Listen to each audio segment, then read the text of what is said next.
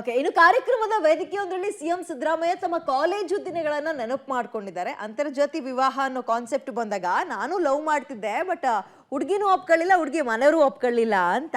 ನಾನು ಅಂತರ್ಜಾತಿ ವಿವಾಹ ಮಾಡ್ಕೋಬೇಕು ಅನ್ಕೊಂಡಿದ್ದೆ ನಾನು ಲಾ ಓದ್ಬೇಕಾದ್ರೆ, ಆದ್ರೆ ಆಗ್ಲಿಲ್ಲ, ನಮ್ಮ ಜೊತೆ ಹುಡುಗಿನೇ ಮದುವೆ ಆಗ್ಬೇಕಾಗಿ ಬಂತು ಅಂತ ಮೈಸೂರಿನಲ್ಲಿ ಅದೊಂದು ಕಾರ್ಯಕ್ರಮದಲ್ಲಿ ಲವ್ ಸ್ಟೋರಿ ಬಗ್ಗೆ ಹೇಳ್ಕೊಂಡಿದ್ದಾರೆ ಸಿಎಂ ಸಿದ್ದರಾಮಯ್ಯ. ಎಲ್ಲರೂ ಕೂಡ ನಗಾ ಆಡ್ತಾ ಇದ್ರು ಆಗ.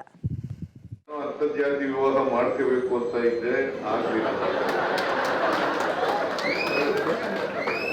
ಹುಡುಗಿನೇ ಒಪ್ಪಿಲ್ಲ ಆಗಲ್ಲ.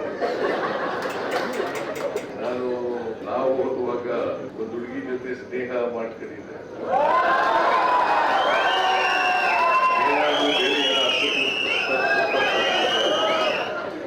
ಸ್ನೇಹ ಇತ್ತು, ಮದುವೆ ಮಾಡ್ಕೋಬೇಕು ಅಂತ ಅನ್ಕೊಂಡಿದ್ದೆ. ಆದ್ರೆ ಹುಡುಗಿ ಮನೆಯವರು ಒಪ್ಪಿಲ್ಲ, ಹುಡುಗಿನೂ ಒಪ್ಪಿಲ್ಲ, ನಾನು ಮದುವೆ ಆಗ.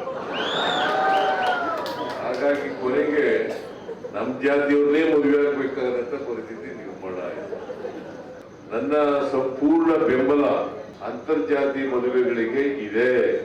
ಜೊತೆಗೆ ಅದಕ್ಕೆ ಬೇಕಾದಂತ ಎಲ್ಲ ಸಹಕಾರವನ್ನು ಕೂಡ ಕೊಡ್ತೇವೆ.